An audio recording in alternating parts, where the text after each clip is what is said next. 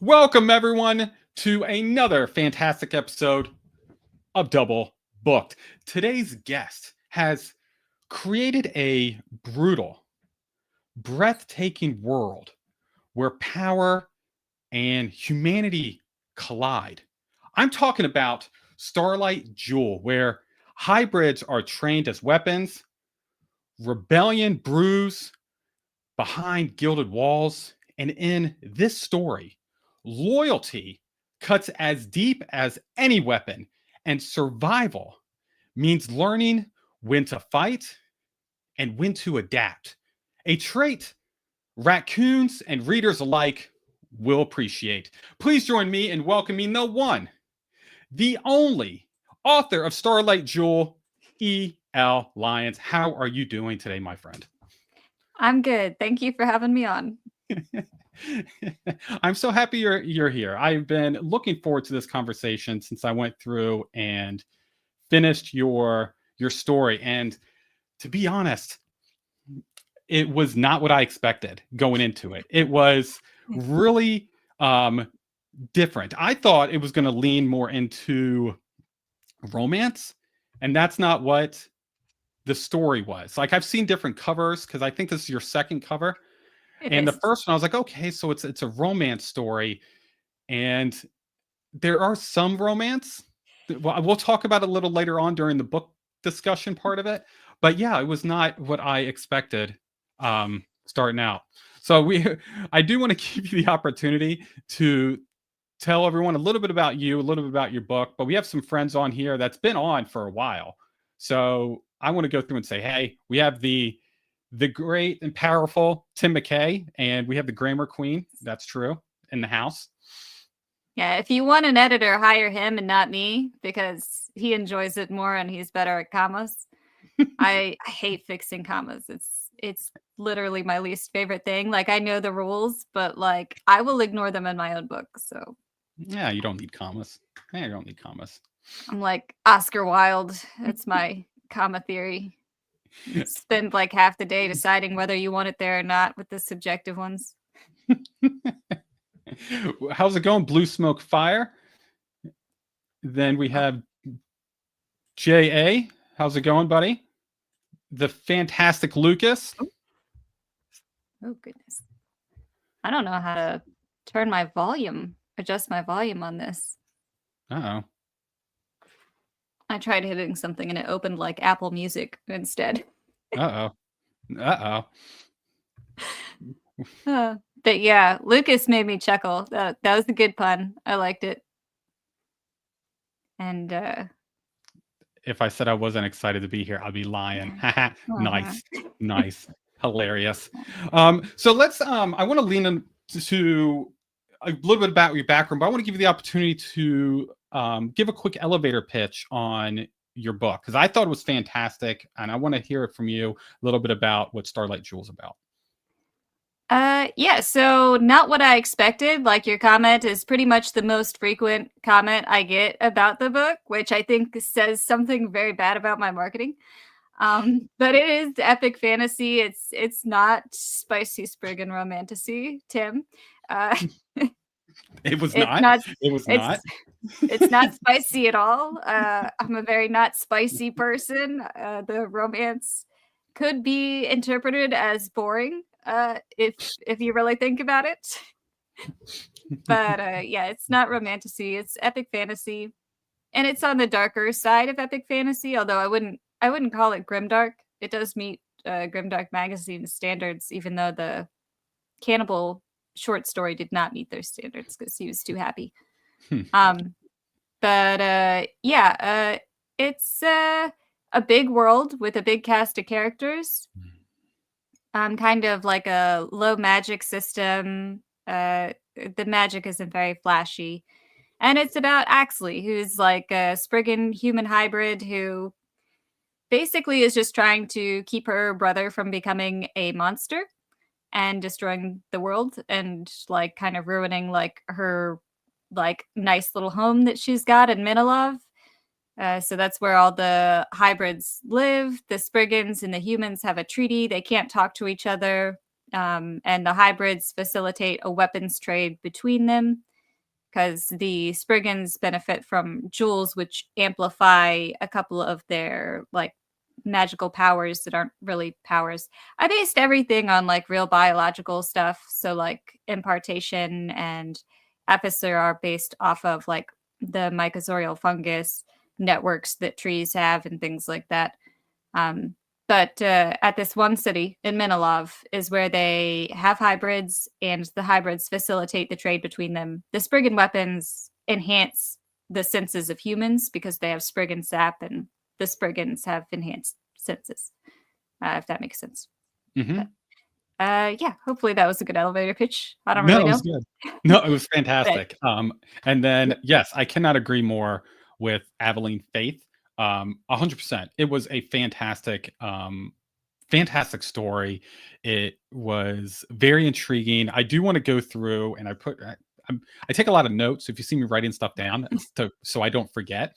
But I did go through and write down because I do want to talk about later on about the powers. And it was probably one of my favorite parts about how you write, how you made powers into your story. Because most of the time people do it the same way, but I feel like you did it different, which I really enjoyed it. So I do want to go through and jump into that.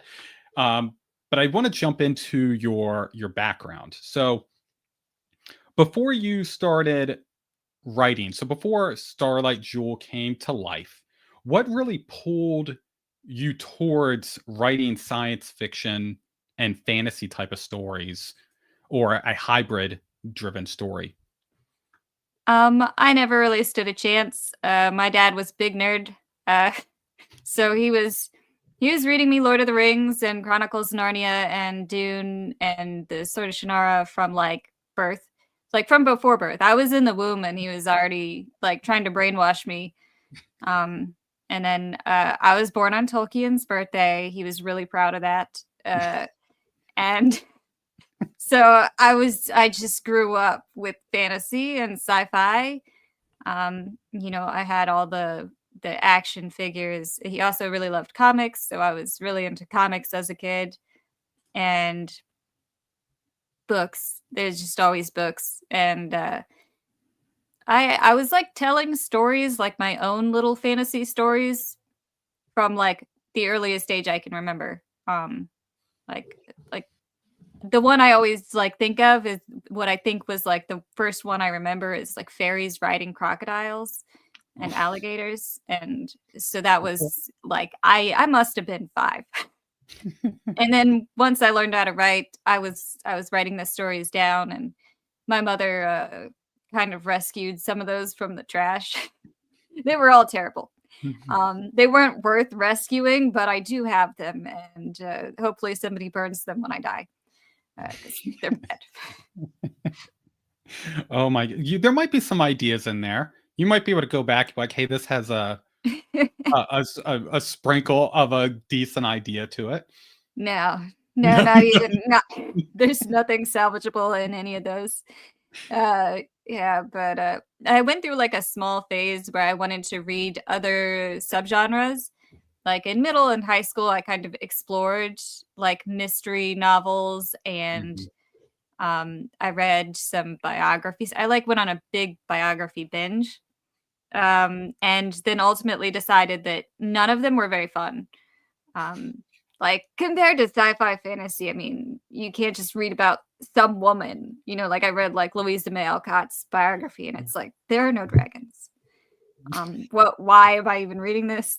I had no motivation to continue with that after a while. Like at first, it was like a novelty because it was outside my usual subgenre, but then I always go back to sci-fi fantasy. And when I'm writing, I tend to like switch back and forth. I'll write sci-fi and then I'll write fantasy and then I'll write sci-fi. I actually have written more sci-fi, but it just so happened that the first one that I published was fantasy. So growing up, you you were kind of thrown into sci-fi fantasy from your dad. Was there a story or group of stories that you really focused on that you really enjoyed growing up? Was it Tolkien? Was it um what's that guy's name that everyone seems to read? Brian, the Martin the Warrior series, Redwall. Thank you. I knew you knew what I was talking about. Redwall Brian series. Jakes. Yes, yes. Yeah. I did read the Redwall series and I love that. I think it just depends on what age you're looking at. Like Lord of the Rings, I was the most familiar with before I started reading on my own. And it was a long time before I could read those books on my own. Like I would Mhm. try every couple of years and fail. Um, I'd just be like, this is not how it feels when I get it read to me. Like, but Chronicles of Narnia, when I first read that, I think that was probably the most magical reading experience. And then I was like a little bit obsessed with The Borrowers for a while. And then Cat Wings. Cat Wings had a good phase when I was in Mm. elementary school, the Le Guin books. And then in high school, Crown of Stars, hands down, was my favorite. I loved it. Um, but yeah, Mm. I think those were my main phases. Okay. I've not heard of any of them. I've not heard of any of those. So I What? I just started reading 5 years ago. So like Oh, I okay, am okay, yeah. yeah, so I'm way behind. I was These are more of old a books. oh, yeah, yeah. I'm trying to catch up. I just read Lord of the Rings 4 years ago. Was the first time I went through and read them. So I was like I watched the movies first and then I went to the books, which is like day and night when you're going through those. So it's definitely definitely different. You mentioned comic books, and we have an awesome Coach Adams on. How's it going, buddy? Hope you're doing well. Um, he's curious. You said you read comics. Which characters? Warlord. He's got like the winged helmet. He's like a veteran who gets like taken into a time portal into like some barbarian world. Like he's like a barbarian, but he's got a gun. Um, but it's not a very popular comic. But I was actually allowed to read those, unlike some of the more popular ones. Like the unpopular ones, my dad didn't have in plastic, so those were the ones I read Okay. because he Yeah, didn't trust me, which I was just valid. looked at it and it looks intense. It looks Yeah, intense. it's really good. Yeah.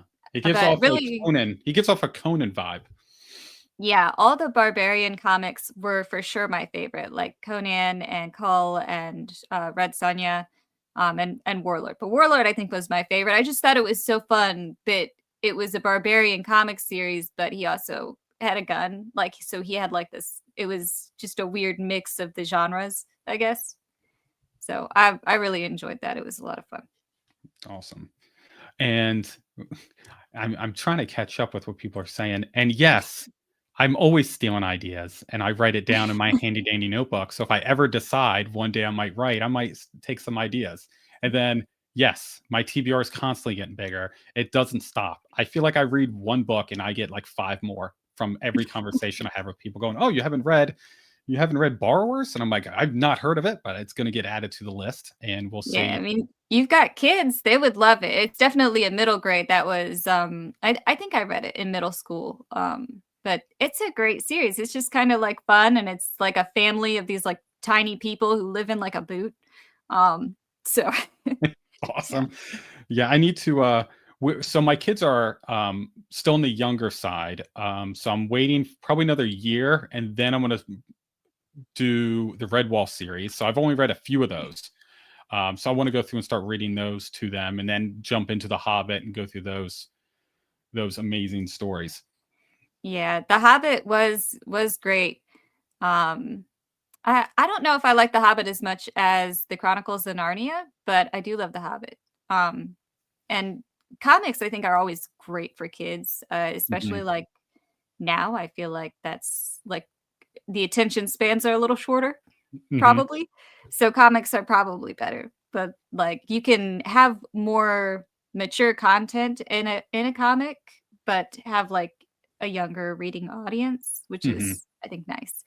'Cause Yep. I struggled with, there was, like, an age where I wanted content that was more adult leaning, that wasn't just, like, talking animals.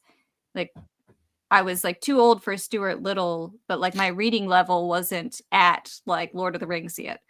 So comics kind of like bridged that gap for the times when my reading interests and my reading ability weren't lined up.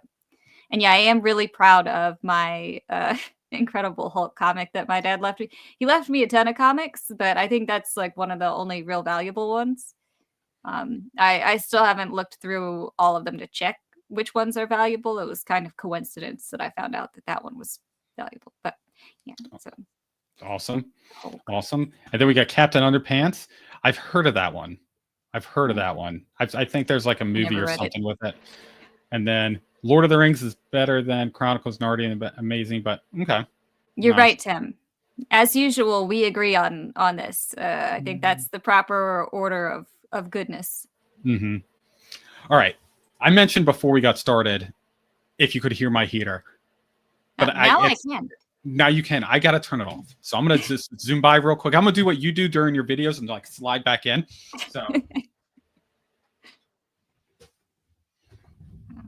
that is my favorite thing that you go through and do. And then the fact that you hold something random up, you're like, let me tell you about this. So before we jump in, because I do want to talk about your book, but I want to understand where you just come up with these ideas to talk about. And then when did you decide I'm just going to grab something random every time you lean in to go through? Because I find it hysterical that every time I turn around, you have something different. Well, I'm too cheap to buy a mic, so that's where the first part of that comes in. And then also, I didn't realize that I did so many hand gestures before I started doing these interviews, and I had to watch the interviews back, and I was like sitting here like with my hands everywhere like I'm Italian.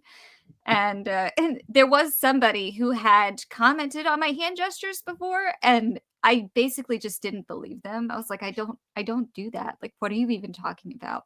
And I just ignored it. But apparently, if you see it yourself, then you have to believe it. So I needed something to do with my hands while I was talking, or else I would just be like wildly gesturing to things that don't exist.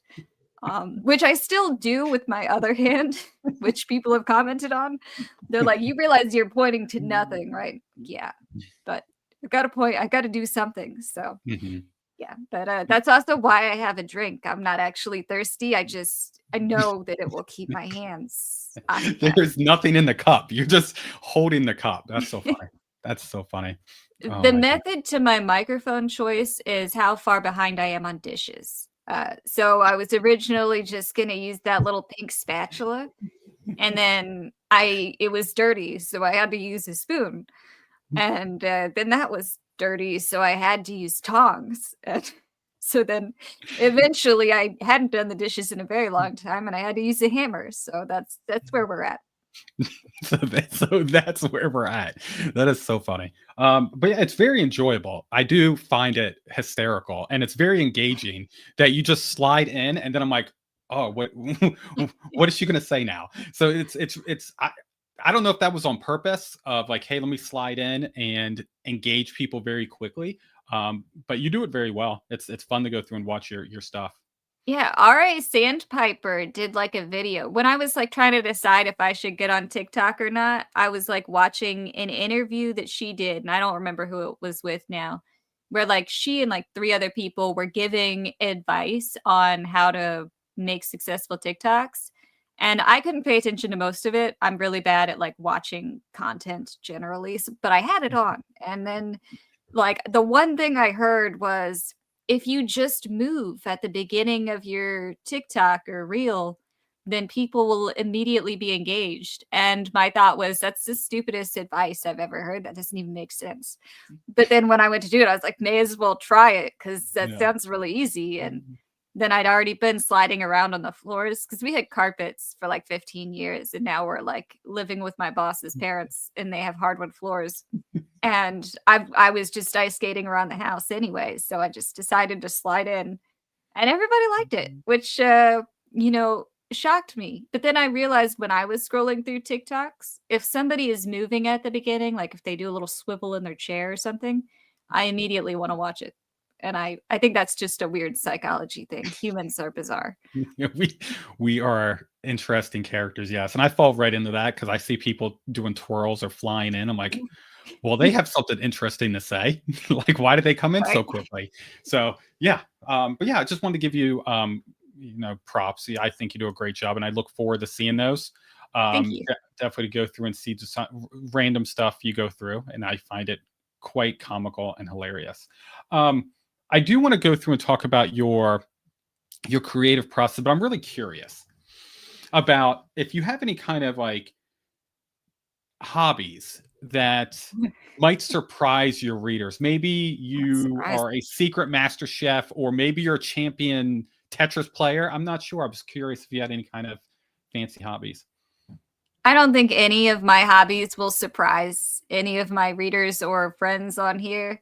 Um, like mostly I like to go in the woods and look at mossy rocks and do have random forest related projects most of the time when it's warm outside. I don't go out there when it's cold.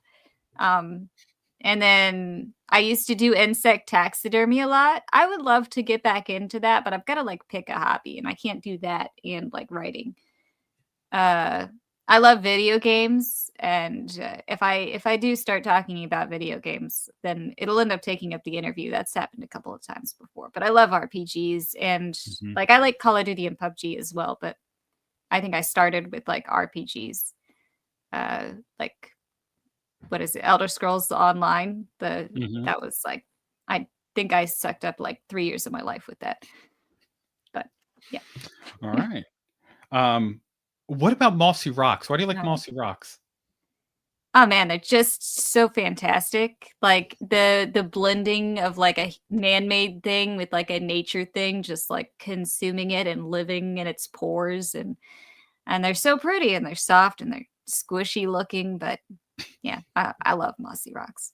Okay, that's cool. I've played Final Fantasy, not all the games, but whatever that most recent one, I think it was most you could fish in it. And that's mostly what I did when I played Final Fantasy. I just fished and I made like sushi rolls.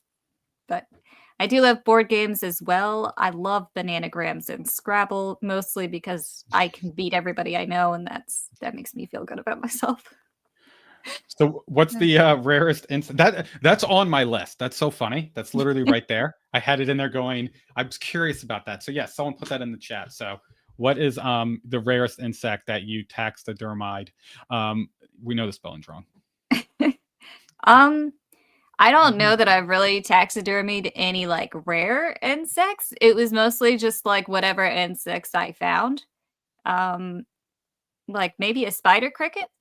Like he was pretty cool. I gave him a new leg because he was missing one, and then uh made him cute. But yeah, I don't really think I texted. I had a couple black widows, um, and a lot of wolf spiders.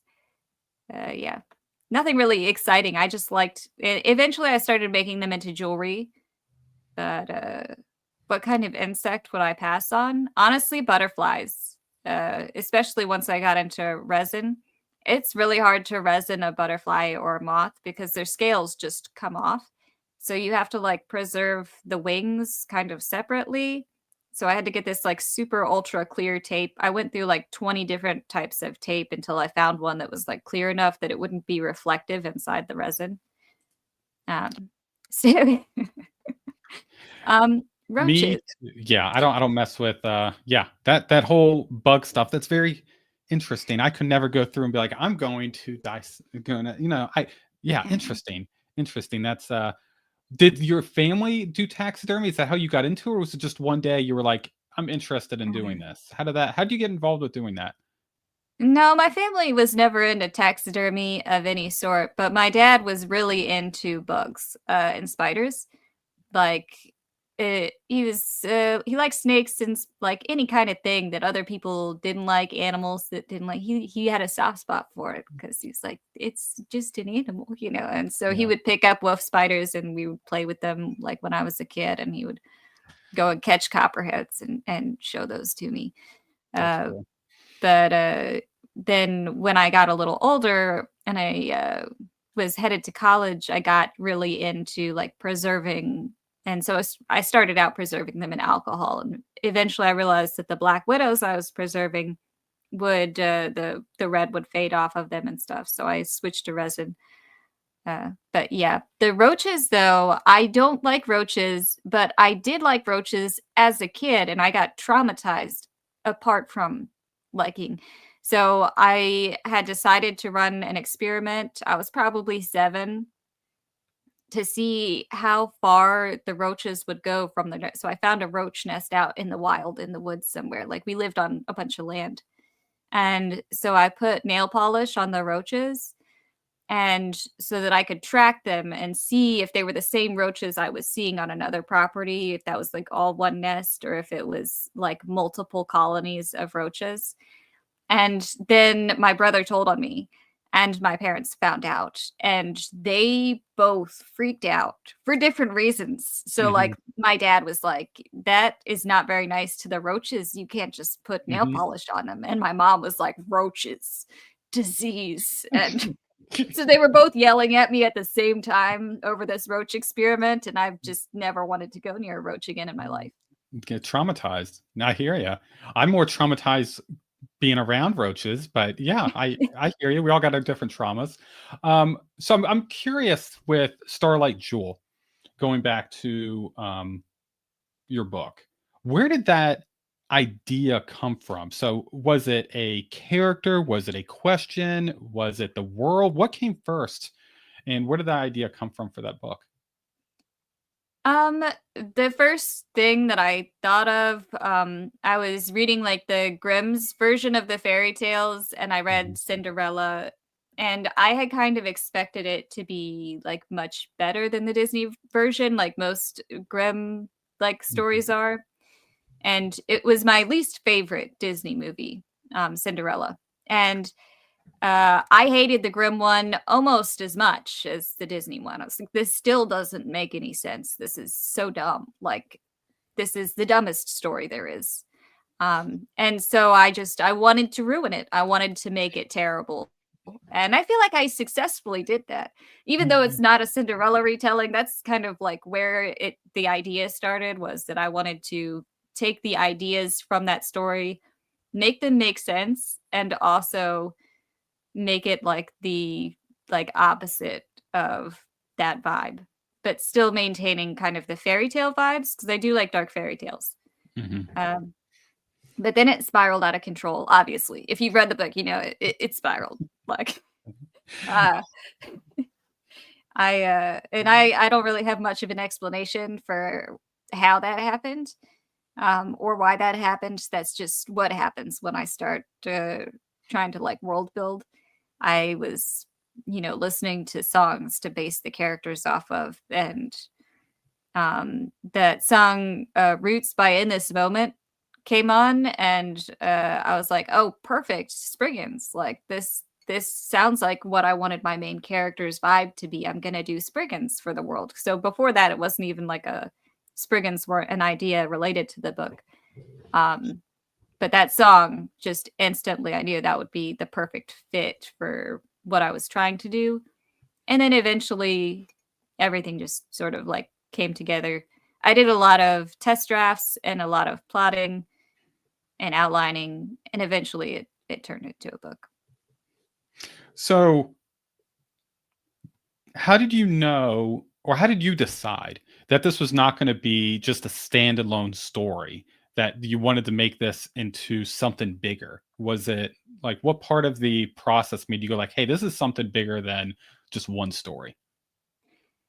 Um I I think just how I think about books, since I read so many big trilogies as a younger person, my brain just thinks in trilogies, and I've never had an idea that was just a book. Um, like I think of the world, and then it takes so long to establish a world. Like I haven't even I'm 2 books in and I haven't even finished talking about the world yet. So like how could I stop here? But yeah, it's always it just happens in a trilogy. Like that's I guess my pace like for writing. I don't know. I don't have an explanation. Like I just read too many trilogies. So, okay, so from the beginning, like this, obviously it's a trilogy.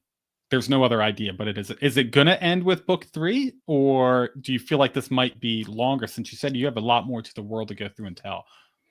I am gonna end this series with book 3, but I probably will continue writing in this world, later on after I do my sci-fi series. So I wanna take a break and go to sci-fi just to, keep myself sane. Um, but, yeah, I don't wanna spend a 4th book with Axley. I don't. I love her in her way, but she's an annoying character to spend that much time with. Like, she's just yeah. I have thought about making a middle grade book, but I wanna make a grim, dark middle grade book with possums. So, but I don't know if that would sell, but, I just need to find the time to do it. And so we have a few things. I've lost track of some of the things. So we're gonna jump back, and then I'm curious on your your writing process. So real quick, yes, Dave, this is your next romantasy. You need to go through and read 100%. It is without a doubt a spicy romance. You need to go through and read 100%. And then we have Grifton asks, he's wondering about the raccoons. Do you want to give a little bit for those that are not familiar with you and your Uh-huh. love for the raccoons? Do you want to go Uh, through and tell a little bit about? yeah, so, I didn't intentionally become the raccoon lady. That was there was a mention of a raccoon in Starlight Jewel. And when I was starting to write book 2, I was like, I actually want to do more with this raccoon that I mentioned in Starlight Jewel. And I would like to do some research on raccoons. And there just happened to be a raccoon that had been eating from my compost pile for like a couple years, and a possum. But so it's like I'll just move the compost like closer to the window so I can observe this raccoon in real life. And since I work night shift, my boss will never find out. Um, because I live at work, and yeah, I'm the best employee. He can definitely verify that. I have not brought possums into his garage ever, or cats. Yeah, but anyway, so I started watching this raccoon from the window at night and just kind of like seeing how it moved and then researching obviously with like articles and stuff and watching tons of Instagram videos, which my Instagram is now permanently raccoonified. I get raccoon videos every day. And since I was posting the videos of this, I decided to post like one video of the raccoon and people liked it. And then more raccoons started coming and I started posting more videos and it like everything in my life, it spiraled. But yeah, so now there's one chapter in the entire book 2 that has anything to do with raccoons, and he's not a talking raccoon. He's not a magic. He's just a regular raccoon. Just a regular raccoon. Oh, Yeah. that's so funny. So I cannot wait.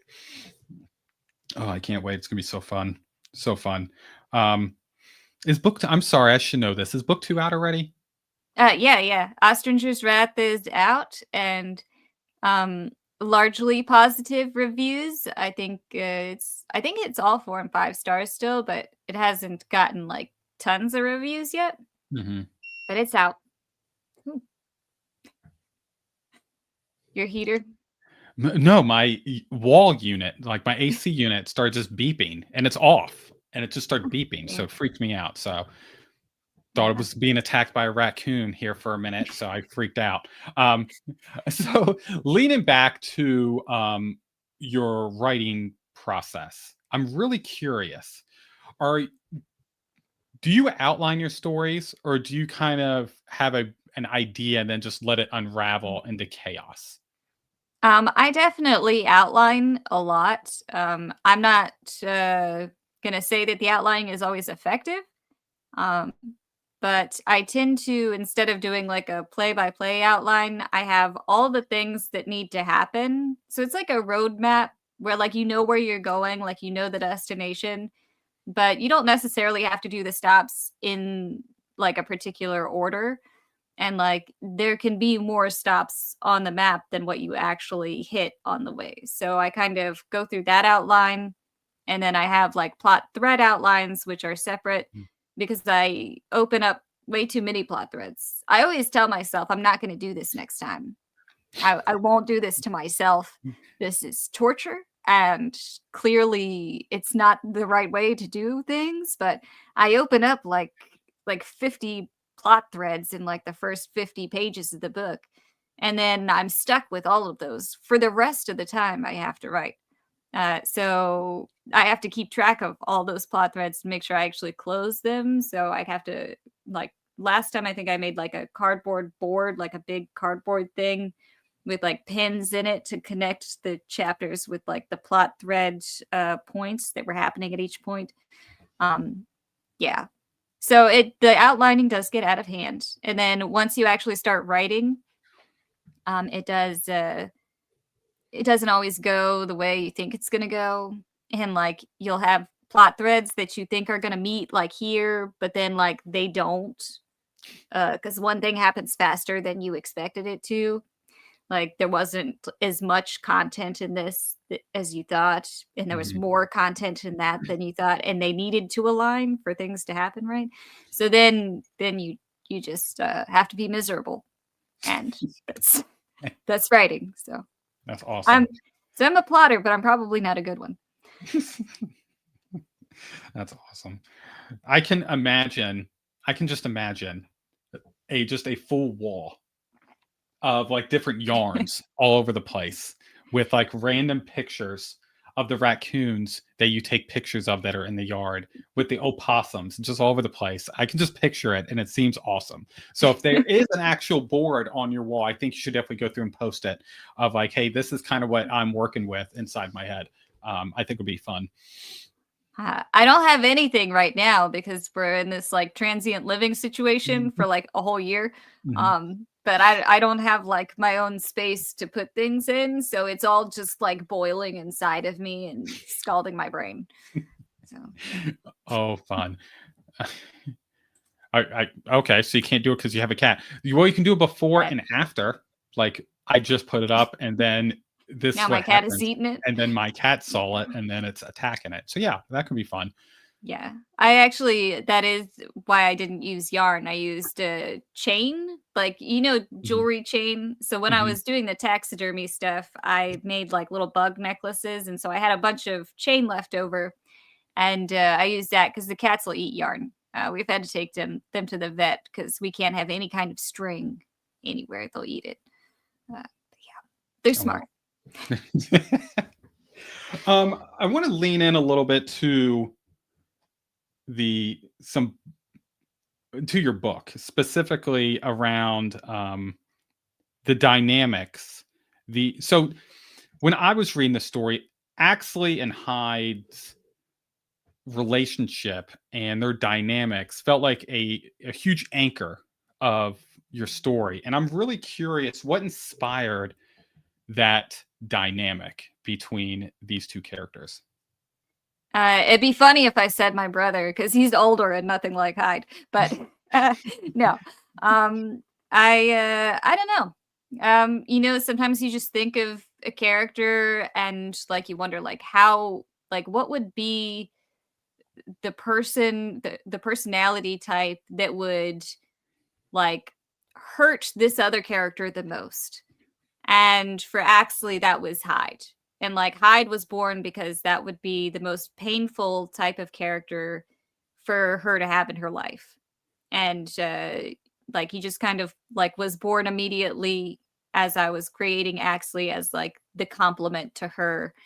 And then as I was writing, it was always really easy to write their dynamic because she is always afraid when she's talking to him.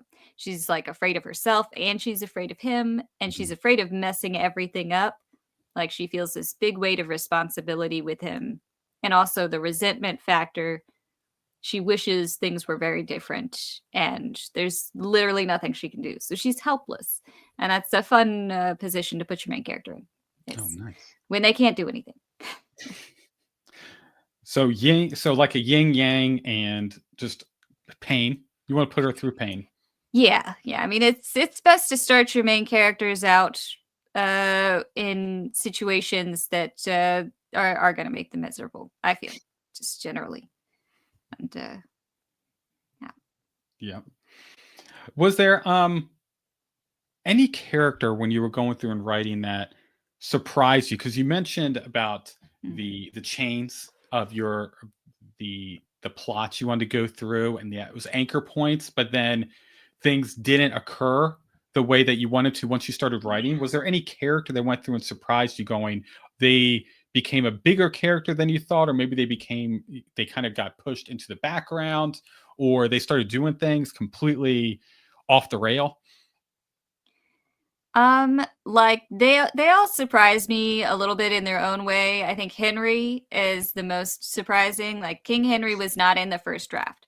And I read the first draft and I cried for like a week after because it was so terrible and I hated it so much. I literally just had like a complete meltdown, and then I thought of Henry like it was one of those 3 a.m. thoughts, and he was born from like middle of the night mental breakdown, and that probably explains his entire personality. So yeah, I put him in the book, and he fixed the whole thing. And for the second draft, I felt like the book was worth actually sending to someone. And me having a mental breakdown after writing a first draft is not unusual at all. Usually, I just throw them away after that trauma. So yeah, don't read your first drafts if you can't handle how bad they are. Or have someone to take it out of the trash for you, like your mom did when you were growing up. You Yeah, know, she shouldn't have. She should have just left them you there. should have kept them where they belonged, in the trash. Yeah. Oh Starlight my, Jewel is the only book that was oh my ever goodness. good enough to see the light of day. Everything else is awful. You mentioned earlier, which I found it kind of funny, and I put haha next to my notes for this. Um, I went through and said, "Hey, would you like to make more books outside of book 3?" And you said, "Not with Axley. Yeah. She annoys me." So I'm curious then, do you have a favorite character that you liked writing? Mhm. I I go back and forth. Like sometimes Mhm, it's like sometimes I enjoy certain characters more than others. Just depends on what mood I'm in. I think King Henry and that other character whose name I can't mhm, reveal, mhm, but that character, they were mhm. both really fun to write. But I don't think they would make good main characters. Um, but I guess Camille would probably be a fun main character to write. I think I would enjoy that a Mhm. lot. Just because she's different. I created her personality based off of, yeah, by Grifkin. I created her personality based off of the brain overlays with like bird and wolf brains versus human brains. So like she was like 100% constructed, which gave her just a really fun, like she was really fun to work with. I think when you get a hold of a character who's just different, it's more exciting. I'm sorry. I can't. He's so funny. Oh man, that's so funny. Cracks me up. That was a funny one. We have a new story from Digging up my yeah. trash. The raccoons are the only ones who like that trash. They Oh my goodness. That's why you're getting more and more coming to the house. They're like, this is the house of stories. trash stories. The trash stories. So But funny. Starlight Jewel was headed that way. It was almost trash. Like if Henry hadn't come to me, I would have never published ever. I would have never shown anyone. It was so bad. Well, If you could thank just goodness imagine the book without without him in Henry. it, it's just doesn't even make sense. It's Yeah. awful. Yeah. Well, I'm glad you had that 3 a.m. aha Henry moment to be able to go through and write this fun story. Was there any scenes or chapters or arcs in the story that you felt were emotionally draining or technically challenging to go through and write? Uh, technically challenging for sure. It would be the chapter rules, which is Mhm. kind of in the beginning. It's the chapter that only has like Grim and Hyde in it, and Darius and Wendy. But I still don't like it. It's my least favorite chapter in the book. And I tried to fix it many, many times. And every time I look at it, I feel like I failed sort of in a way. Just technically trying to get all the information that I needed to get to the reader, but also making it interesting. It was the least interesting chapter in the book, and I just didn't like it. Um, but as far as emotionally draining, um, I would say the last chapter was definitely emotionally draining. And I Mhm. feel like other people aren't gonna get that because they'll read the part that emotionally drained me and be like, "Good riddance." Um, and but for me, I love all my characters. Mhm. Even though like some of them annoy me sometimes, but I love them all and they like all have full-blown personalities in my mind, even if they didn't get a lot of page time. And so that and like I knew like when I was writing it that people were gonna be like happy about this. And I was like, I'm not happy. He he had good intentions. So Yeah. yeah. Yeah. I know. Yeah. Yeah. I know. I remember that. Um, I do want to go through and talk a little bit about your world building because I felt um, the world building's intense. It really feels lived in. It feels really fleshed out. And I'm curious, how much time did you put into building this world to make it feel so alive? And I'm curious, and and maybe it has to do with your background of always being involved with so much stories growing up that it might have just come natural to you when you're going through and telling stories. But I'm really curious on the world building aspect. How do you go through and do that? Um, it's kind of just a chaotic process of like I'll write the first test draft. So if I get an idea, like I write a scene Hmm. and then I look at that scene and try to see like where it's lacking or where there's something that I can build from. Um, and that'll lead me to other themes. So like when I wrote the first test draft scene for Starlight Jewel was the ballroom dance. And in the ballroom dance there's the like I imagined the glass dome. And like that was just kind of like a spontaneous thing that I imagined with like the stars overhead that you wouldn't actually be able to see because of the lights that the Norgans put up after the Ashites left. But um but so I decided to see if I could do anything with the concept of like stars. And obviously that led to like a lot of the magic system. Um and I tend to so I start out with geography. I guess that's probably a better way to put it. Like what I do first is I make a map. And I make the map and that enables me to kind of show the history of the world, like what kind of cultures and wars would develop in various places. So if this place is like lacking certain resources, who would they trade with? Who would they go to war with? Where would they not have access to? Where would they have access to? What kind of culture would develop there? What kind of clothing would develop there? Until I have like a basic sense of who's where in the world, and then I can sort of build a history off that. So I did want that like history to be apparent and relevant to the story. So then you have to weave it in. So that's where the Ashites came about, and the Spriggan War and the Spriggan Treaty. So I just kind of like layered off that.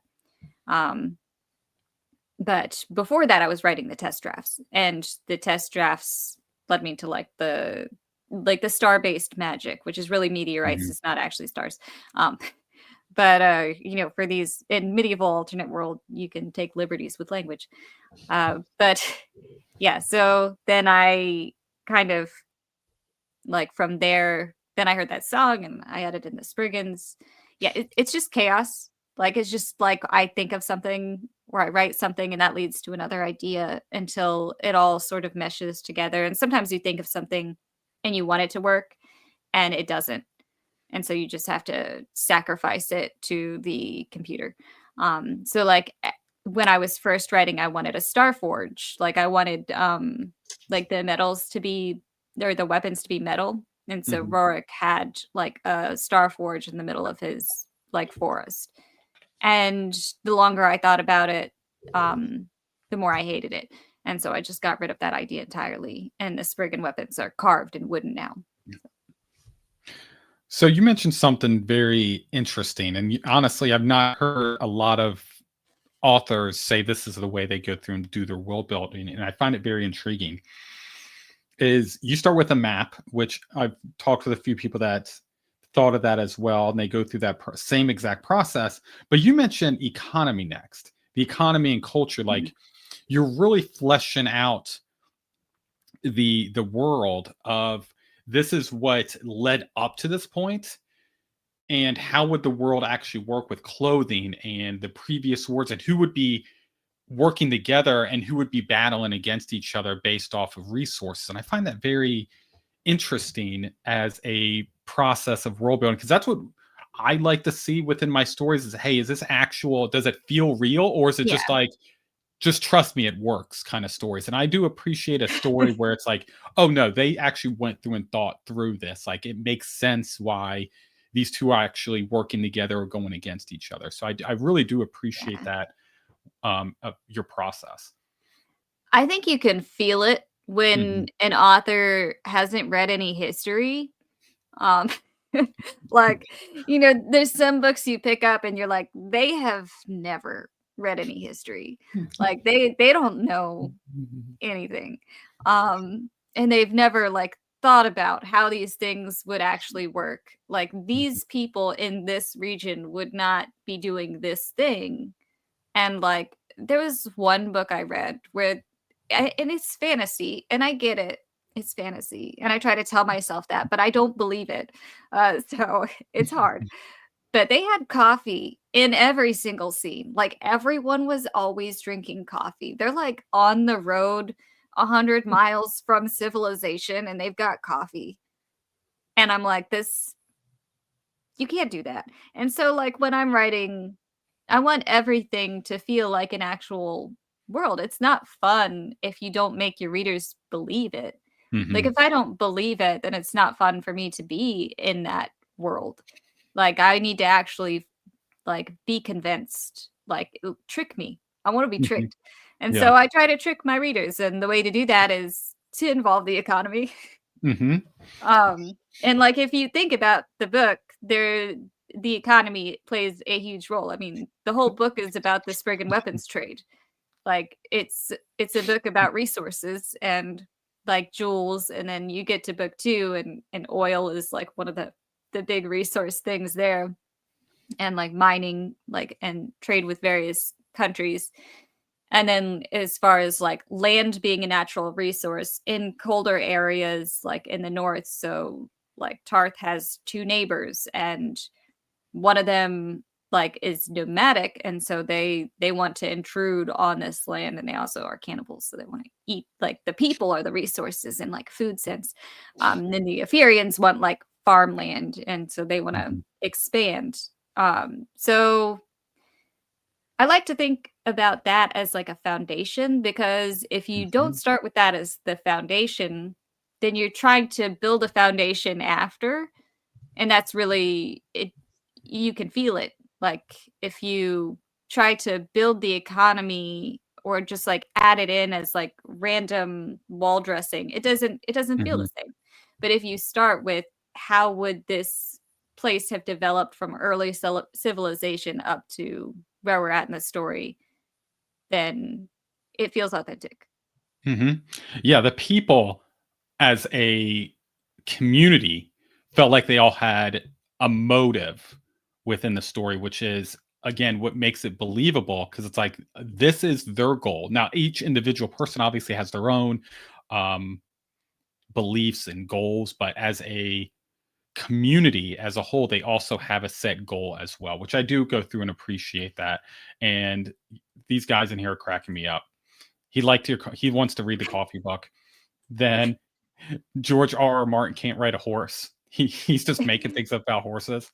And then yeah, Lucas, I'm and that's the big thing why I brought this up, because that's one of the big things to get me out of a story is going, I don't understand what's happening because I'm not in the world. I need to be in this world to understand, to really get the motives, get the why are people doing things, not just, oh, I guess he's going over here now or she's going over here now. It's like, Yeah. but why? Why are they doing this? Why not just stay what they're currently doing? So I really do really love those kind of world building stories. I got one more question about this that you went through and said, and then I want to switch gears a little tiny bit about one more aspect of the story that I really, really enjoyed.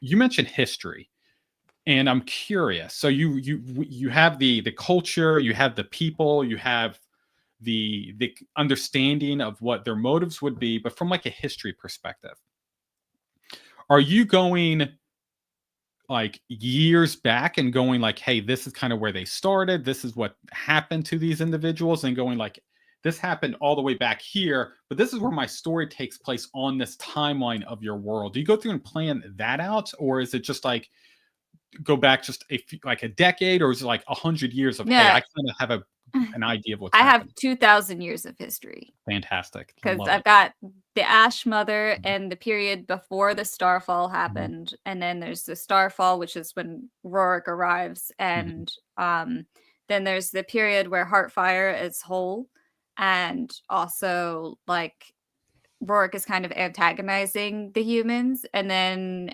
after Rorik's Heartfire is split to make Dawn, then the Spriggan population boom happens and war happens with the humans as a result of that Spriggan population boom in this area where the Ash Mother's people also happen to be. And like the Ashite nation eventually comes out of those people, even though they wouldn't have been Ashites at that time. And then once they become a nation and the Spriggan Treaty is formed, then they become a nation, and then they kind of like make some mistakes and end up getting killed by the Norgans because they were using the Watchers and Waiters in like destructive ways. So then the Norgans come in and they take over basically Minalov and the treaty, and then from there, like I think it's like another few hundred years. I can't remember exactly what the timeline was, but there's another few hundred years before the actual story starts from that point. And then I have like histories for all the other countries too. Like the Romorian people are actually from the Yeshan Ice Desert, and the basilisks are star creatures from like Yeshan Ice Hounds that like had migrated there in like previous centuries. But yeah, anyway, so yeah, I do a lot of like history for the world building, and I find that really fun. Even though I don't use like 99% of it in the books, but knowing that it's there and I can draw from it and I can create things from it makes it feel more cohesive in the book, I think. Or it could just be me like telling myself that to give me an excuse to continue doing that. No, But I think it's amazing because what it does is not only fleshes out your world, but gives you points within the centuries and these 2,000 plus years of you going through, going, hey, I want to tell this part of the story. So then you can literally jump around the timeline that you already have fleshed out and built, of going, hey, this is another 3 books here. Here's another 3 books here, without you having to go like, okay, this series did fantastic. What would 100 years look like? Or what would 100 years prior look like? And you go, I don't know, I got to go through and figure it out. But you already have the framework of this yeah, whole world build out. So it's like you can literally jump anywhere and be able to tell a story right away. I've really wanted to do a prequel with Silva, who is like the hybrid waiter before Axley. So like when the Ashites were still in power, because I think that would just be really fun. But I did do a flashback scene for her in like book 2, not like a flashback, but I guess you get to read a bit of her story. I don't want to spoil anything, but it was fun for me to explore that like ancient time period versus like where Axley is at now in the story and how that's still relevant. Like, I think that's another thing. Sometimes there's history in fantasy books, but it's wall dressing. You know, like there's history there, but it's usually not relevant to the story. And I like to make things like if it's there, I want it to be relevant. I don't want it to be there just to look nice and make it feel authentic. So I definitely like to find ways to tie it in concretely and make it like make history consequential because it is consequential like in real life, like outside of fantasy. So why would it not be in fantasy? No, I agree. I agree. So I want to jump in now to the lightning round, where I'm going to be going through. So anyone's not familiar with the lightning round, I'm going to go through and ask EL about 9, maybe 10 questions if I think of a random one that's outside of my list here, where she's going to go through and answer these questions without thinking. So no thinking. First thing that comes to your mind. Cool. No thinking. I'm good at No that. thinking. You good at that? All right. Cool. All right. Tea, coffee, or something stronger while writing? Coffee. Coffee. Do you drink it? Do you mix it with a bunch of milk and sugar and a bunch of random stuff? You drink it black. I just need the motor oil in my system, like coffee. I'm the same way. I'm the same way. You can spend a day anywhere in your world, safe or unseen, areas we haven't been to yet. Where are you going? I'm gonna go to Willfell. I like the mountains. I don't know if I'm ever gonna get there in the actual series, but I like Willfell. Awesome. The trope you would be very happy to never see again. Oh, probably like the two beds or one bed, two people thing. One bed, I've two never people. it's in romance books, Oh, but okay. occasionally it'll sneak its way into fantasy with side plot romance, and I think that kind of trope does make me hesitant to read other side plot romance books because I'm like, am I gonna be like hit with actual weird romance tropes like these? No offense to romance readers, but somebody just needs to sleep on the floor. Like, like what are you doing? Sleep on the floor. Be a gentleman. Like Oh, this whole one bed thing doesn't even make sense to me. So, yeah. I do not read romance, so I was like, I don't know what you're talking I about don't read it either. until you said someone needs to sleep on the floor. But oh, I get it, like a literal bed. I didn't know if it was like a term that people go through and say. I was like, I have no idea, but it makes sense. Okay. I don't read romance either, but I read a lot of fantasy with side plot romances. And sometimes, even though it's a side plot, it feels like romantasy. Like it's still got that really dramatic, like there's the touch her and die, and like it's really intense. There's very intense romances, and I don't like that. It's too much for me. Like I would rather the romance be kind of boring. Like I like boring romances where the people are just normal and no one's doing that weird stuff. Like what? What kind of what are you talking like about? the What kind of like the touch her and die in one bed No, things. do you have an example of a boring romance that you like to read? I'm just curious. I like the romance in Shauna Lawless's trilogy. Very boring. Like there's no drama. Like I mean there's drama outside the romance, but within the romance it's just like they're two normal people. Yeah. And like that's fantastic. That's what I Yeah. want. I want two like people who are just like in a relationship not doing anything ridiculous. Yeah. Like when he's like groveling, when the guy's like groveling or being weird, or like one of them is just like too obsessed, or like they get put in a romantic situation that like they should have never got themselves into if they had any common sense. Like I can't with that, and that seems to be really common in romance. I hear you. I hear you. Cool. Cool. Yeah, that's yeah, I don't know if I can handle that. I think there's only been a handful of romance books that I've gone through and actually finished. Pride and Prejudice, I think that counts as a romance book. Does that count as a romance book? I think If so. so, Yeah. if so, yes, that's the one that I've read, and I'm like, that's not bad. Yeah, And it then was I'll good stop fun. there. I'll stop there. Jane On Eyre was good. Jane Eyre, if you haven't read that, that's classic, and it's like, it's miserable. It's miserable, which makes it even a better romance, but there's no weird, like, tropiness to it, like what you get in I haven't read a modern fantasy romance or modern romance that I like. I don't usually even try modern actual romance, like, outside, but the romantasy I haven't. They're all too much for me. So, all right, we need to turn it down a little bit on the ridiculous romance stuff. So what's a book you wish you could read again for the very first time? my memory is so bad that when I reread books, it may as well be the first time again.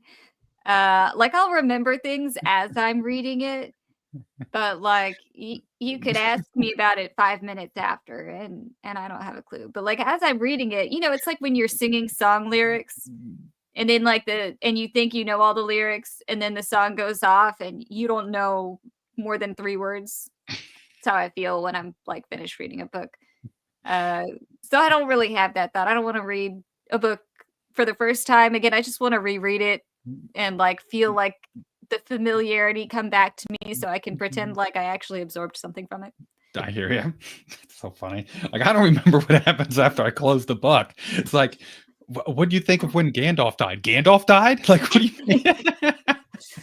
You'd be shocked at the number of things I have to look up in my own book that I wrote and read, like, 500 times to edit it, and, like, I'm just like, "What happened to that character?"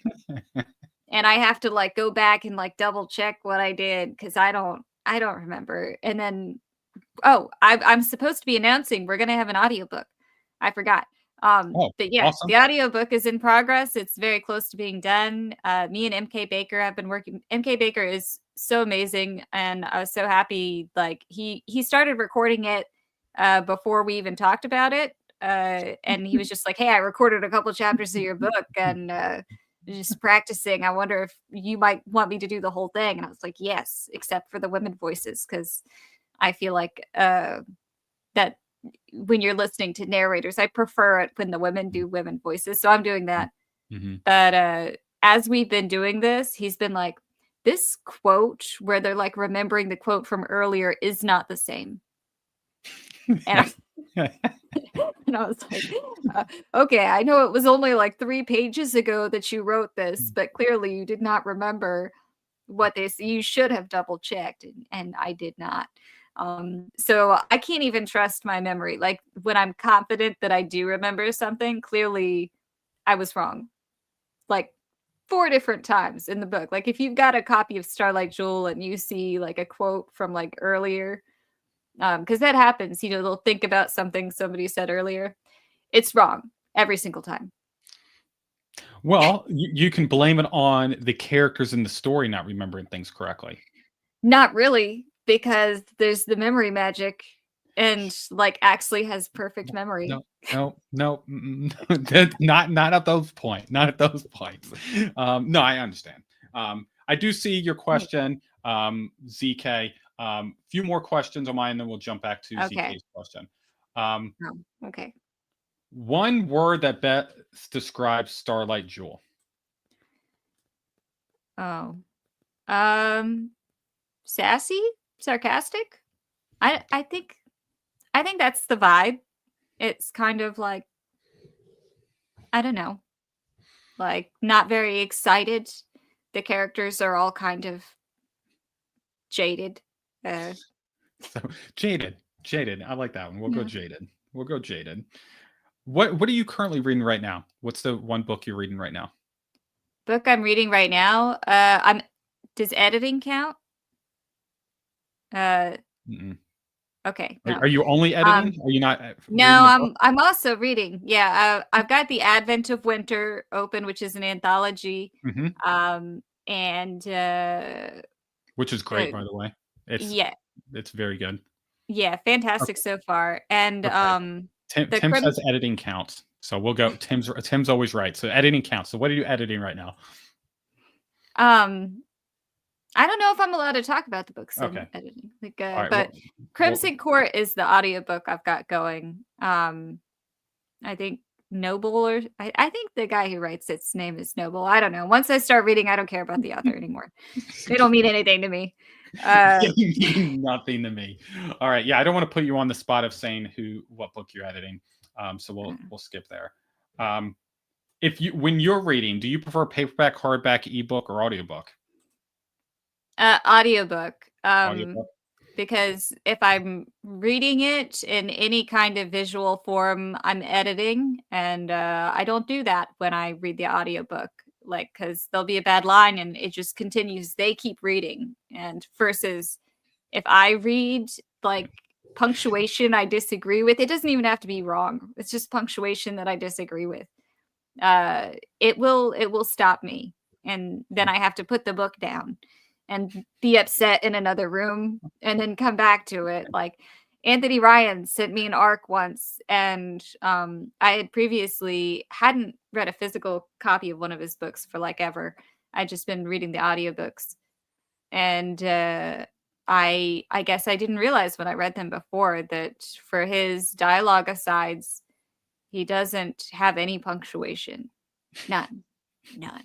And so like 2 weeks, I couldn't pick it back up again for 2 weeks. It's like, who does this? It is not incorrect because it's the UK, and the UK has no rules about this one punctuation thing. And so you can't even complain. So then you're just stuck looking at it. So yeah, I prefer audiobooks. It's better for my mental health. It's better for your mental health. Oh my goodness, that's so funny. Oh my goodness, hilarious. What's been your favorite book that you read so far this year? I don't know which books I've read this year. As far as like when this year started, what books that I think it might be Tim McKay's book, Fall of Sylvandria. That was definitely the most exciting book.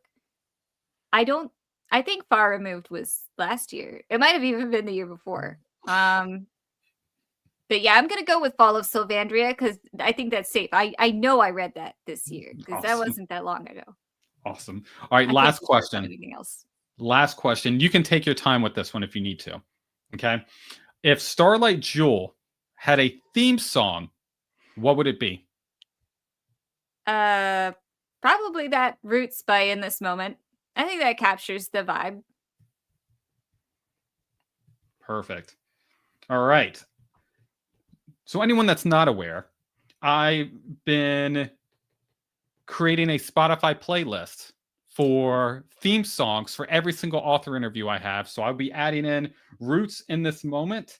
It will be on the Spotify playlist, and I'll put it in the description below where you can listen to all the theme songs for all the books that amazing authors have gone through and wrote. It is chaotic. It is so much fun. It's going to be more chaotic now. I don't know if you know that song. Oh, no. The last song I put on there was the Darth Vader theme song. Like the dun, dun, dun, dun, dun, dun. It goes that's on there along with a bunch of other amazing songs. So it's so much fun. Just putting it on random and just letting it go and just hearing I'm like, I can't wait to listen to this. Oh, it is so much fun. It's so much fun. It's like an hour, 40 minutes from all the interviews I've done so far. So it's fun. It's just going to keep growing and growing of nonsense. So I do want to jump to this question. I think this is a fantastic question. I agree. I'm excited about it. What are some underrated indie or backlist science fiction fantasy novels that need more attention from readers now? Based on some of the other answers, I'm really curious on what you're going to say here. If you can remember these stories. Okay. I can, because my favorites are always easy for me to remember. It's books that I like, but aren't like, I guess, my favorites that are hard for me to remember. But Daughter of the Beast, I will never stop recommending this to people because also, yeah, Far Removed. That's in the top. Okay, I don't want to get distracted. Daughter of the Beast. If you like Axley as a character, you will like Zen as a character. But there's hyena women who are like pillaging and raiding. It's like Mad Max, but with hyena women. I can't express how fantastic that is. And I think everyone who has like good personality should read it. Um, I love it. I love it so much. And Karthak is my mother. I would like to get she's a hyena woman. And I want to get a painting of her for my wall whenever I do get a house and hopefully get a writing shed. I do plan on putting some gigantic Karthak artwork on my wall. And that's the only book I will say that I want artwork in my writing space for, because I find Karthak inspirational. And Zen, the main character, is cool too. I like her. But yeah, highly recommend Daughter of the Beast. Also, Stephen William Hanna's books, generally all of them, like there are some people I think who will like write like one good book or one good series and like the rest of them are like okay, but he is consistently fantastic as a writer as far as like plot twists go and just like consistently writing good stories. His most recent one, which I think he did just publish, and I was a beta reader for it, but I need to go back and read it since he's made the edits. The Rain That Makes the River, definitely his best book. So I would start with the first rule. This one? Oh, yes, Icebreaker. That's why I got into it, because I love post-apocalyptic. Okay. Me too. One of my favorite subgenres. I've not read this. I was told by ZB Steele, because I had like, I was like, I put something on X. I said, hey, I have an extra $10. I need to buy another book. And fantastic like, choice. He said, get this. And I said, all right. So I went through and got it, read the back. I was like, I love a post-apocalyptic. So I got it. But yeah, it was like, you said Stephen William Hanna. I was like, why does that name sound so familiar? So I Googled it real quick. I was like, I got that book. I got that one. Perfect. Awesome. So I need to go through and read that sooner than later. So awesome. Yeah, it's a fantastic book, and he is a fantastic author. And I think his ability to do those plot twists and that consistently good writing style, and also just steadily improving. And it's always something really different. Like his writing never feels like mundane or like you've read that before. So I love that. And C.B. Lansdell's Far Removed, like Tim said, he knew I was going to recommend that. It's like dark feminine fantasy, which I think is like the same subgenre as Starlight Jewel is.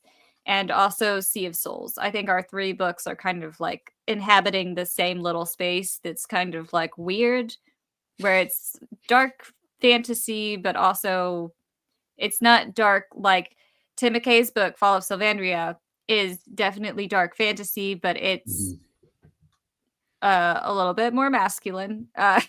People are just stabbing each other, and things are really exciting in a way that I think the feminine corner of dark fantasy does not have.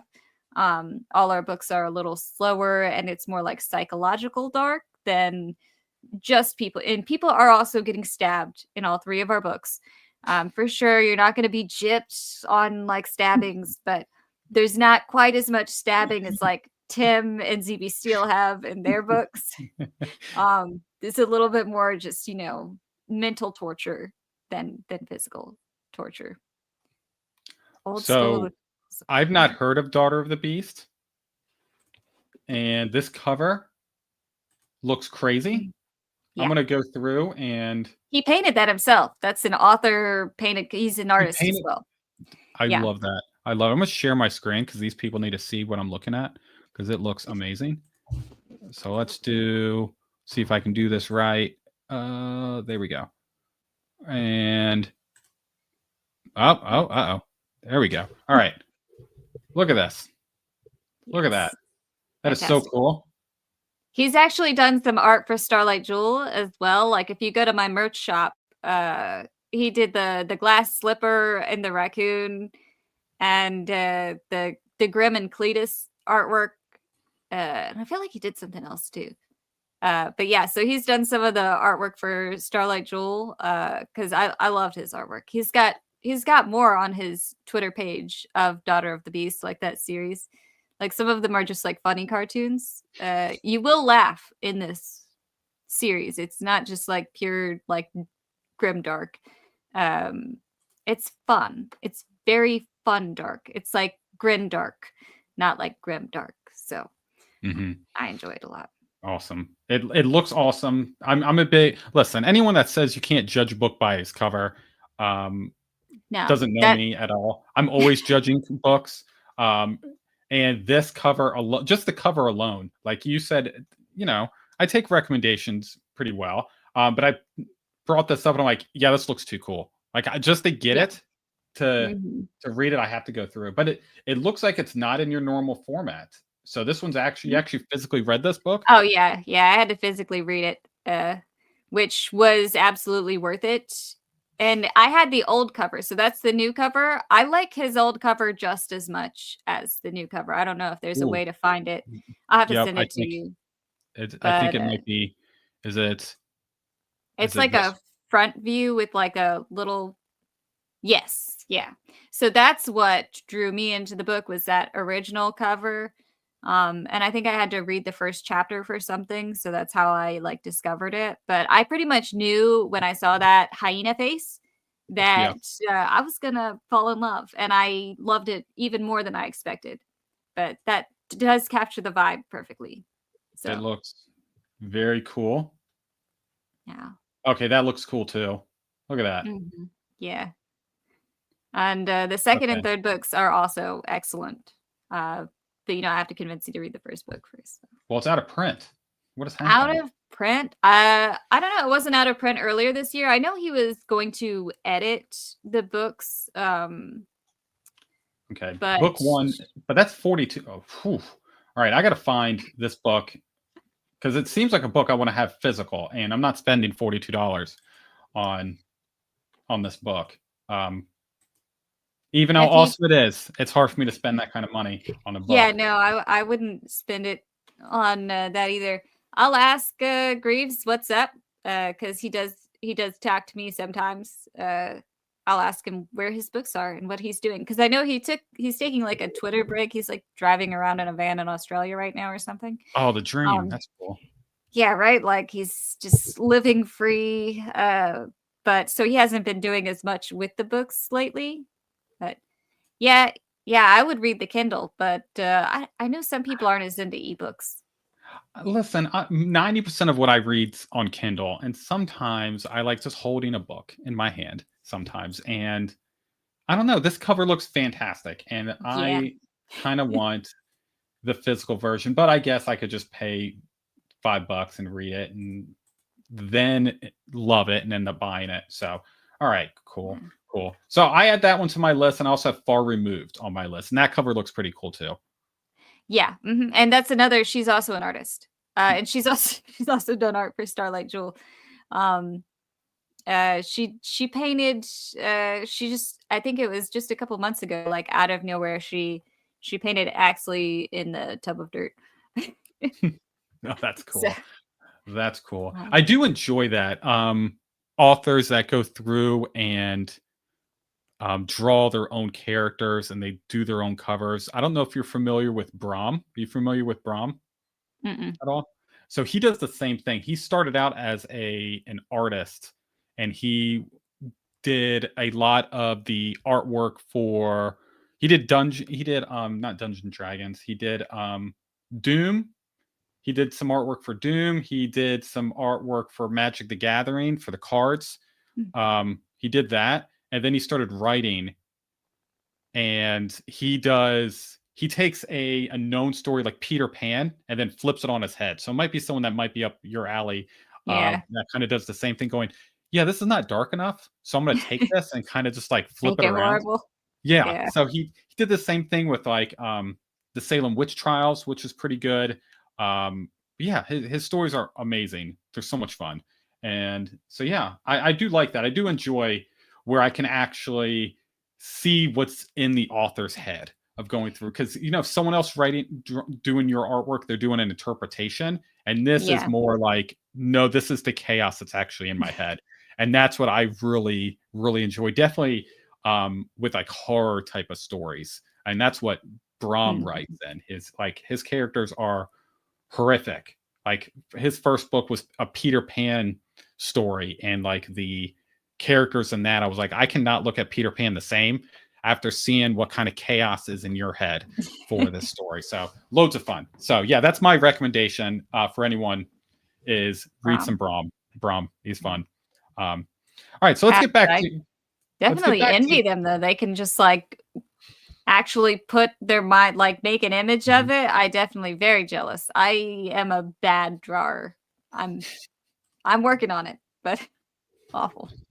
All right, I'm going to look one more up. I was told to look at Oh yeah, the the Hunter. Hunter. Yeah, Kylie also did her cover art. I don't think if there's anybody else. What's his name? The Googly The Eyes book. The Yeah, Googly the Eyes Googly Eyes. book.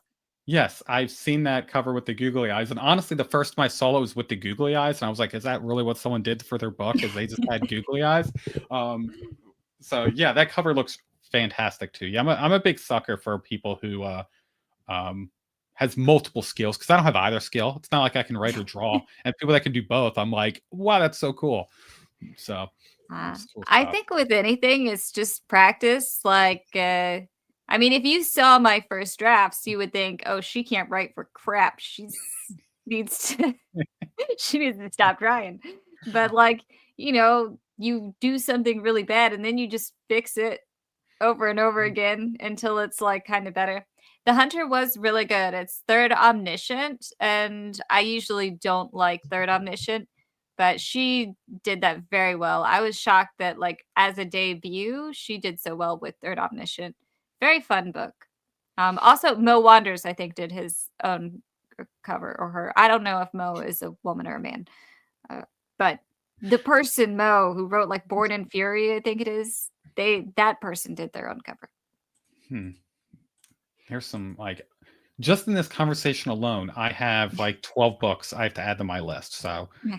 I love it. Makes me so happy. Makes me so happy. It's never ending.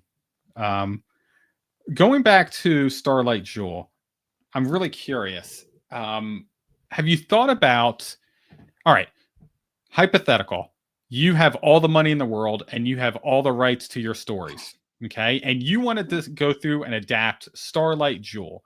What would be your dream medium for just this for your trilogy that you're putting together? Are you thinking film, a series, a graphic novel, a video game, or something that completely different that I haven't thought about yet? Um, Heck. I feel like it's between like a TV show and an open RPG. Ooh. Uh, because it would be really fun to have like an open RPG of like that world specifically, and just watching people jump into the water and immediately die of separation sickness. That would be fun. Um, but like as they learn the world, I would want it to be that sort of open RPG that does not have any tutorials and just lets you die on repeat because like you don't understand how the world works. And so you just like you go deaf like 5 minutes into the game because you got too close to a kitchen where they were doing dishes, and now your life sucks because the rest of the game you have to be deaf and you can't hear anything. I would love that. That would be really fun. So yeah, okay, I'm going with open RPG. Open RPG. I feel like this interview should be titled just chaos because it's just been awesome of just all over the place. Like I choose chaos. I feel like that is your mantra. It's like, yeah, I'm gonna choose chaos in this moment every I mean, time. chaos chose me. I just Yeah. chaos happens in my life all the time. So You just ride in the wave, just like here comes another wave of chaos. Like I've been on this ride before. Here we go. That's so fun. I think an open RPG would be so much fun in this world. And definitely, I love your idea of no instructions. It's like no instructions, just got to deal with the consequences. I just think that's so funny. Yeah, there we go. I am a big fan of Elden Ring and like Dark Souls and those types of games that are just so miserable. They're just so miserable to play because like there's like you can't, like it's hard, and like there are consequences like if you die, as opposed to like some video games where you just revive and everything's completely better and it was like you never died. It's like no, Mhm. I don't need that.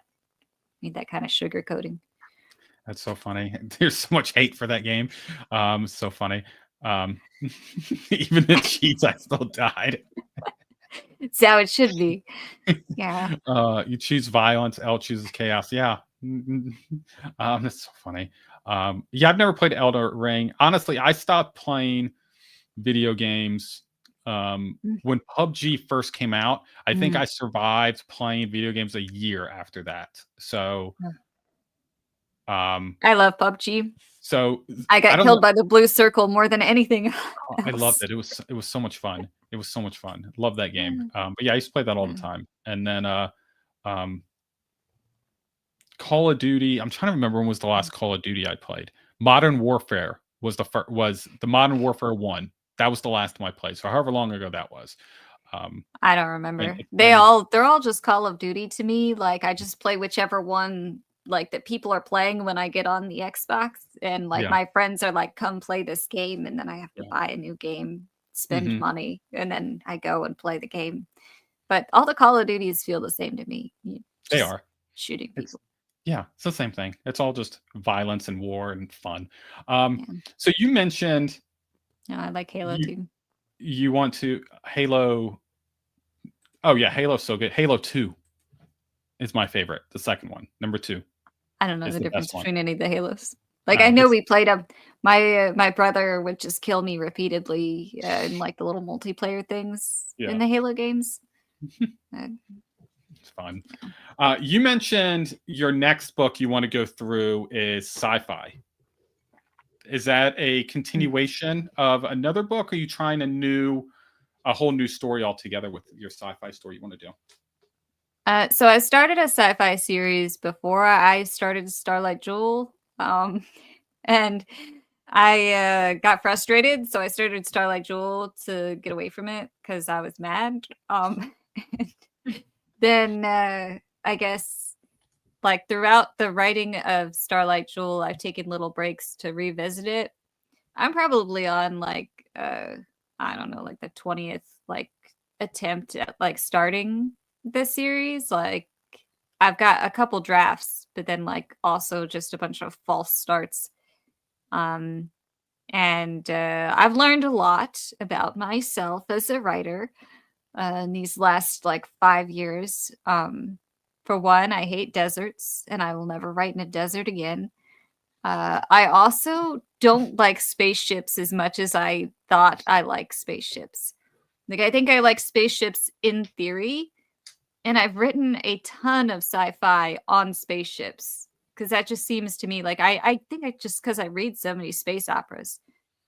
And, then as I was doing the last, like, draft of this sci-fi series, I realized the reason I was miserable writing it was because there's nothing to do on a spaceship. And I'm trying to, like, think of, like, all the other space operas I've read. What are they doing on the spaceships? First, like, this whole book. It's like a whole book in one house, basically. Like, you're just on this spaceship. And, I realized I don't wanna write space opera, I just wanna write about aliens. Um, so I'm gonna rewrite it again and rewrite it, with the least amount of spaceship content humanly possible. Their spaceship is just gonna crash into a world, and they're gonna spend the whole book on the world instead of on the spaceship. I just apparently don't like spaceships. Tree smut in space. There is gonna be tree content, obviously, but it won't be smut. Like usual, I am boring, and I've actually thought about not including any romance at all, just to like try to repair my reputation. Uh, but I don't know. It seems like a very effective method to torture your characters to give them terrible romances. Like I want to fully explore the potential of how miserable these characters can be. And if a character is never in love at all, how much can you really hurt them? They're like not they haven't even experienced enough to get hurt properly. So I don't know. I feel like I probably still include a little bit of romance. to take it away, to break them.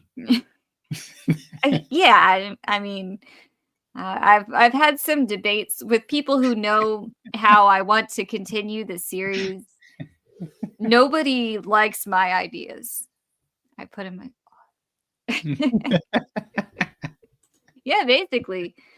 Yeah, what you read and what you write don't line up very well. Like, I love post-apocalyptic books. That's probably one of my favorite subgenres, and I do not want to write that ever. Yeah, and I don't mind reading in deserts either, but I So, hate it. what's your favorite post-apocalyptic book? Do you have a favorite? Um, I think Icebreaker, like that series, Mhm. I can never remember what the series is called. Icebreaker and the Hundred Oaks and the Interloper trilogy. Yeah. So that's probably my favorite, but it's very close. Some days I do prefer Helldivers, Mhm. which is by Nicholas Sansbury Smith. Mhm. It's unrelated to the video game Helldivers. Um, and there's also some other there's two Helldivers things that are more popular than this Helldivers thing. But the Helldivers series by Nicholas Sansbury Smith is like a really long book series where there's like air balloons and they're like parachuting into like the post-apocalyptic wasteland. It's very fun. And then he just made a like a novella, like a prequel novella for like my favorite character, Rhino. Mhm. And I was pretty excited about that. He might have written that whole novella just because I told him he should. Uh, I've got comment proof. I screenshotted it of me asking him to. I wrote a review that said like you should write a Rhino prequel. Why is there not a Rhino prequel? He's the best I've been character in the looking. Where books. is it? So I'm on book 5 of that series of Helldivers, Oh, and it's a really? good, yeah, it's a good palate cleanser type of book because it's like they're gonna, you know, it's fun. It's a fun series. It's I don't Yeah, t- it doesn't take itself too seriously, which I enjoy, and it's just yeah, total chaos, which is yeah. fun. Have you gotten to Rhino yet? Mm-mm. No, I have And no idea who Rhino is. this series isn't at its best yet. I think Oh that's man. one thing that's really impressive about that series Mhm. is that it actually gets better over time. Like usually series that are that long tend to fizzle out and they get a little bit more boring. But no, it gets better. Wait until you get to Rhino. He's the best. Awesome.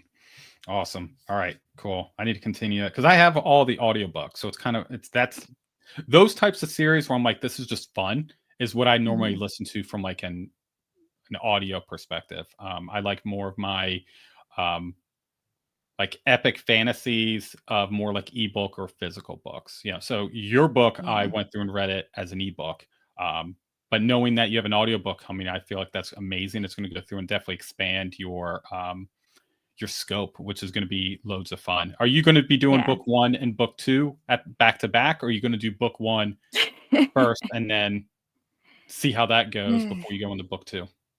I've been debating because I've wanted to edit book 2 again, which I know I shouldn't do. I just published it. Um, but I I'm not a perfectionist, but I do dislike when I know that things are wrong.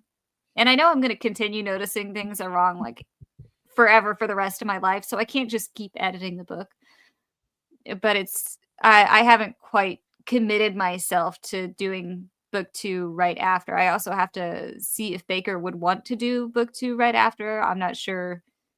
We haven't talked about it because every time I think about book 2 audiobook, I think about the editing that I want to do in theory. Uh, so yeah, It's so but funny. it's been fun. Awesome. Well, I'm glad to hear it's fun, and I saw a picture of your studio with the cat, so I'm excited for. I'm excited to Yeah. see how you go through and bring the story to life, and I do appreciate that you're doing the female characters because I agree.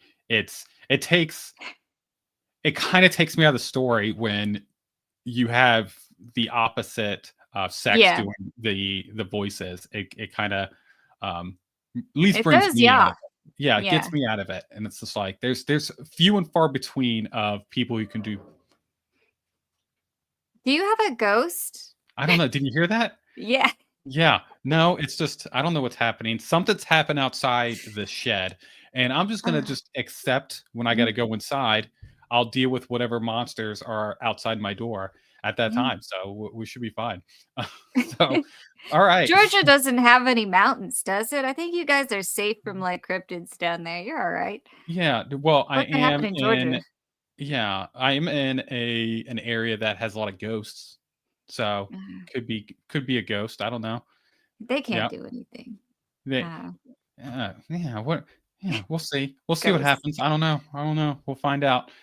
So Yeah. Ellen, how's it going, my friend? Yes. Um, it's not the first time a ghost has attacked me, but that was on a different live.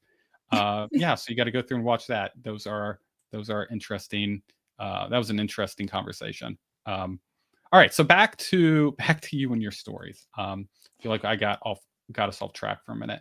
Um, It is probably the right I'm ghost. curious, what is your goal now as a writer? Do you have any kind of goals or ambitions you're shooting for? I would like to start publishing quicker than every 3 years. I would like so Tim's comment is not incorrect. I'm not a perfectionist, but yeah, that is kind of my feeling. Logically, I know what's good and right with writing, and emotionally, I'm not there. I want it to be perfect emotionally, but logically, I know that that's not possible. And so I do edit for longer than I probably should. And generally, I take too long. So yeah, getting faster is really my only goal at this point, and I'm failing at it. I'm actually getting slower, but I'm trying. So we'll see. Perfect. Oh, that's so funny. That's so funny. I want to be faster, but I'm just slow. It's slow. I'm slowing it down. Well, I had these goals about like becoming faster and becoming less of a perfectionist, and then we moved. And I'm kind of a creature of routines and like I've got my little rituals, like I put on my playlist that has the same songs I've been listening to for 6 years. And those songs tell my brain it's writing time. And so then we moved, and now I don't have a space that's like away from other people enough that I can put on my playlist. And like, so I'd have to put on my headphones every time, and the headphones don't work. Like, I know that makes no sense, but the music isn't right with the headphones. I have to play it out loud. And so I have none of my routines, and I don't have a space. And my desk always has other stuff on it because we have no space. We're living in like less than 1,000 square feet, and there's nowhere to set up a cave area for your writing. Like, when you're writing, you need like I need CMOS, and I need the first book and the second book now. And like I need a mouse. I know it doesn't seem like you would need a mouse with your laptop for writing, but it is a lot easier if you can Mhm. have the mouse there to like click things and go places. And there's just nothing. There's nothing. It's just me and the laptop and a lot of noise. And the cats have finally found their own routines, which is helpful. Because before the cats didn't have a routine, and if the cats don't have a routine, how can you get into a routine? Mhm. But they have started getting there. I have one cat who likes to sit in a drawer while I write, and the other one just likes to play with my ponytail. Sits on the back of the couch. So we're getting there, but it is taking longer because we had to adjust to a new living situation that is a little crowded, tiny bit. A little bit, a little bit. Oh my goodness. All right, I got one more question for you. Just last one, and then I do want to give you just one more opportunity to go through and give a final pitch for your book. But I want to ask you this question first, because I find it very interesting.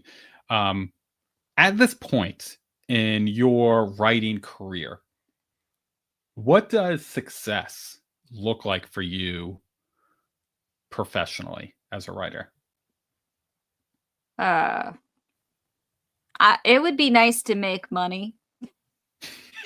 You know, it's it's one of those things where I think other people have like these goals where they want to like quit their job, but I actually Mhm. love my job. Even if I became a famous writer, I would continue working. I love my patient, and like I love my job, so I wouldn't want to quit. I don't really want to be a full-time writer.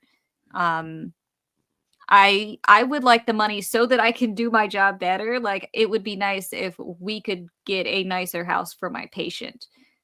So that is like the only real goal with like selling more books. But as is, I feel like I have the success I want otherwise because there are people who love my books, Mhm. and I actually like my books. Even though I do criticize them a little bit.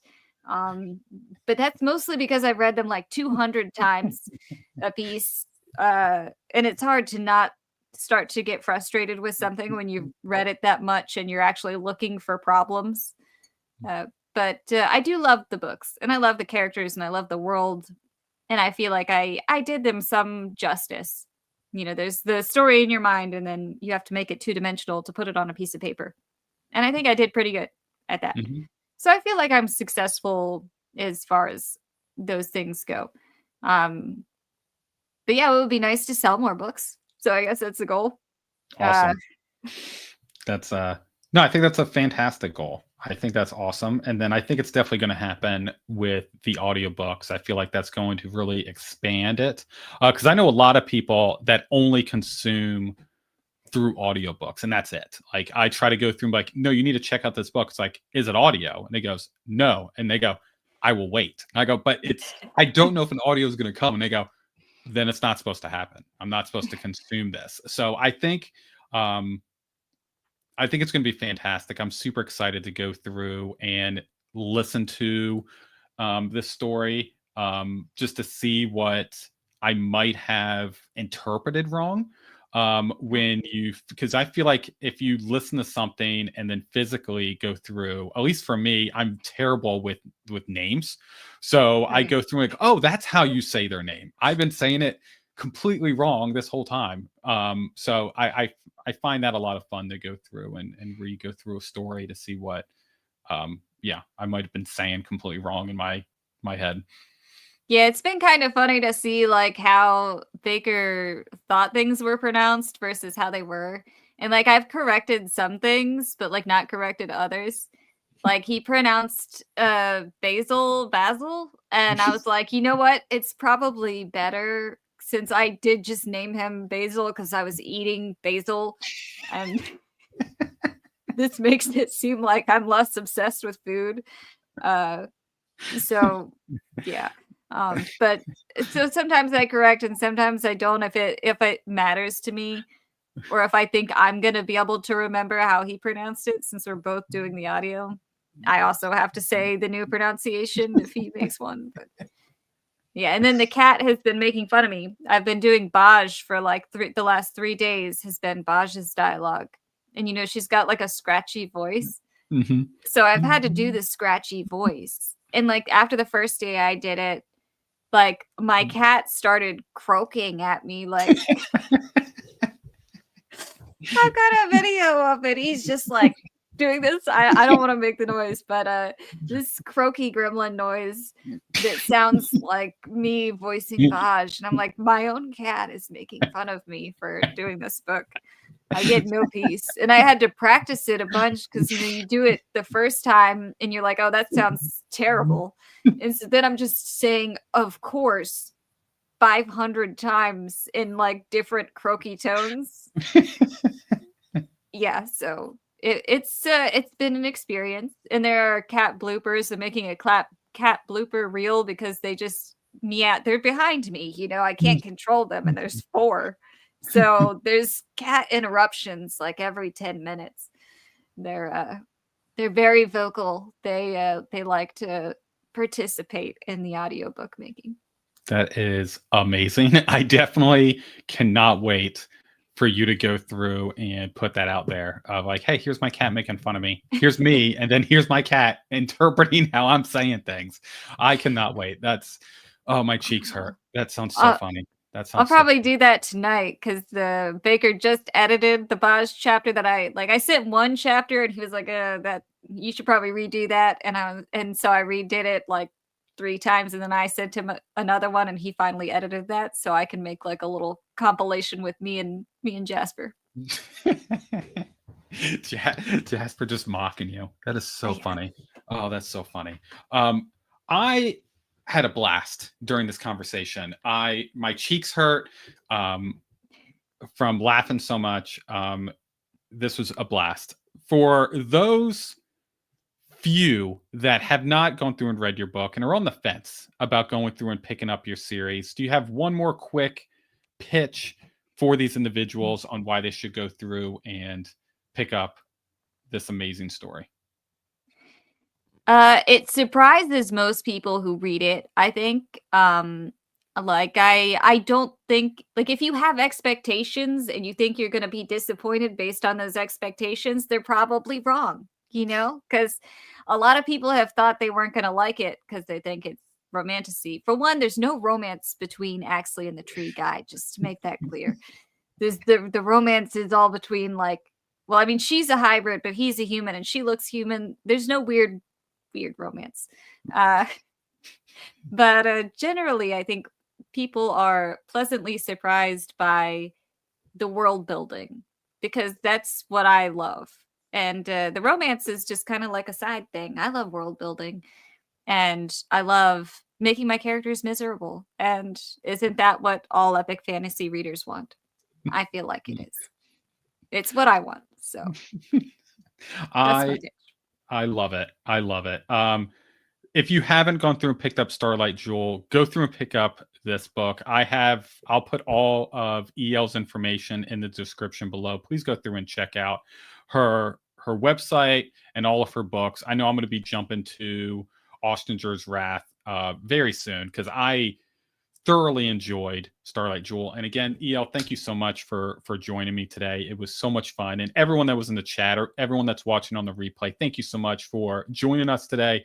It was a lot of fun. So hope everyone has a fantastic evening. And please make sure to check out this story and stay overbooked. I appreciate everyone. Also, I agree with him. You did great interview prep. Oh, thanks. Appreciate you. Thank you.